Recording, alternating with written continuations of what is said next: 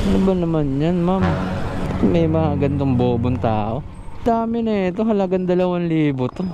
Maawa ka naman sa akin. Ngayon ayaw sagutin yung tawag. Binababa na tayo mga ka-S-Friend ko. Kung alam ba't may mga taong ganito. Isesendan niya daw ng 100. Ano to? About pera na lang? Pera-pera na lang talaga? Ano, porket rider tayo mukhang pera na tayo.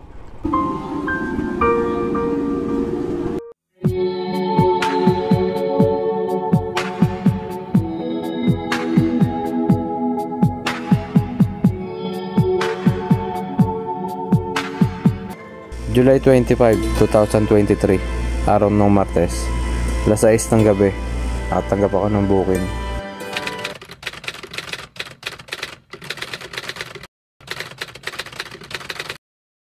At ito ang sabi niya.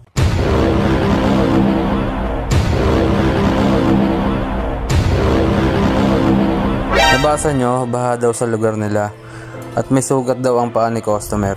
Sa part na ganito, wala tayong magagawa kundi sumulong sa baha at ihatid ang order nila. At eto ang sumunod na nangyari.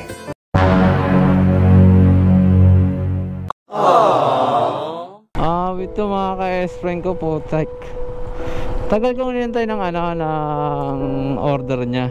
So ngayon na-receive ko na yung order niya. Tapos ngayon na-receive ko na, papunta na ako sa kanila, nasa kalahati na ako, nag-antay na ako lahat-lahat. Pinapa-cancel niya. Umorder na daw ng Grab. Ano ba namang klaseng kabobohan to? Yung mga ka-S-Friend ayaw sagutin.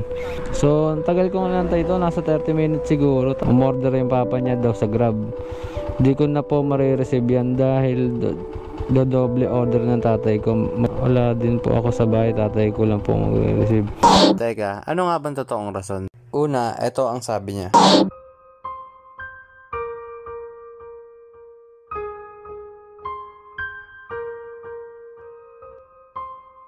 Nasaan nga ba si customer?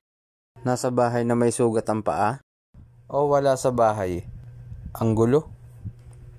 Umorder ka ng Foodpanda tapos i-grab mo.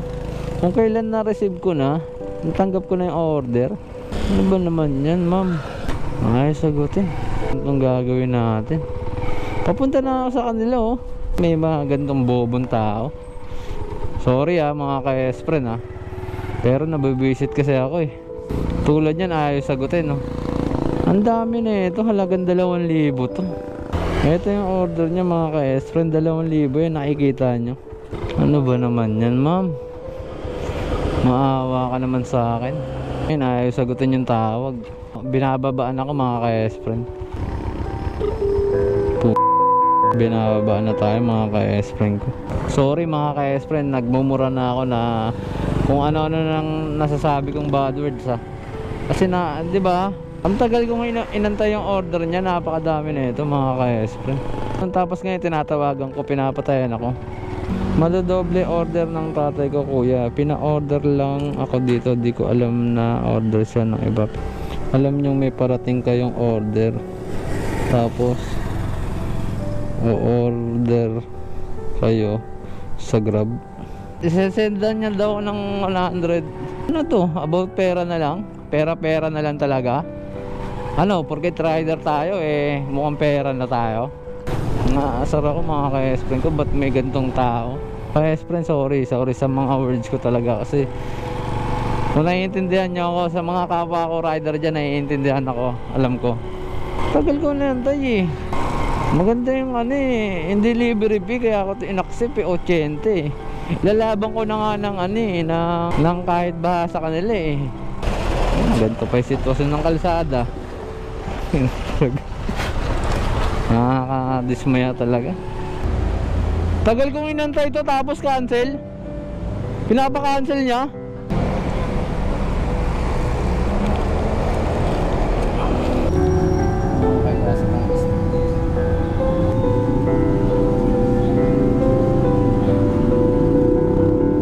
Ganda na nangyari, ma'am. Di ba papunta na ako sa kanila? So ngayon, papunta na ako sa kanila, biglang nag-chat. Sabi niya, kuya, cancel na daw. Hindi na daw tatanggapin yan ng tatay ko kasi daw order na siya ng Grab.